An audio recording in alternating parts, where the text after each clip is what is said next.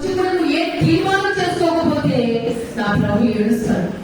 అదే వీళ్ళ కొరకు ఏంటంటే కార్యక్రమాన్ని ఏర్పాటు చేస్తే నా కుమార్తె ఈ రోజు కూడా తీర్మానం చేసుకోవడం లేదు, నా కోసం ప్రయాసపట్ట అనడం లేదే అని ఆయన ఎంతగానో బాధపడతాడు. ఆయన మనందరి కొరకు ప్రాణం పెట్టాడు.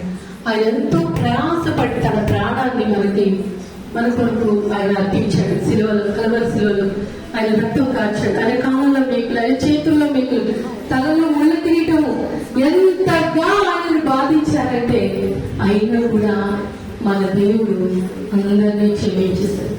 ఆయన మనం క్షమించకపోతే మన నిత్యరాజ్యం అనేది ఉండేది కాదు. దేవుడు సంఘ బాధ్యత అంతా నీకు ఇచ్చాడు. నువ్వు సంఘాన్ని నడిపించకపోతే ప్రయాసపడి సుఖంగా ఉండడానికి కాదమ్మ సేవ అంటే ఎన్నో కష్టాలు, ఎన్నో నష్టాలు, ఎన్నో ఎదుర్కోవాలి. అయితే ఈ ప్రయాస నీకు అర్థం కాదు. ఈ లోకంలో ప్రయాసాలన్నీ వ్యక్తమైపోతాయి. కానీ ప్రభు నందు పడే ప్రయాస ఎప్పటికీ కూడా అర్థం కాదు. అటువంటి ప్రయాస కలిగి ఉండాలని చూస్తున్నాం. తీర్మానాన్ని బట్టి వాళ్ళు తెలియజేస్తూ ఎవరైనా మీరు ప్రేరేపించబడి వాళ్ళు ఉంటే ప్రార్థన చేయాలని కోరుతున్నా.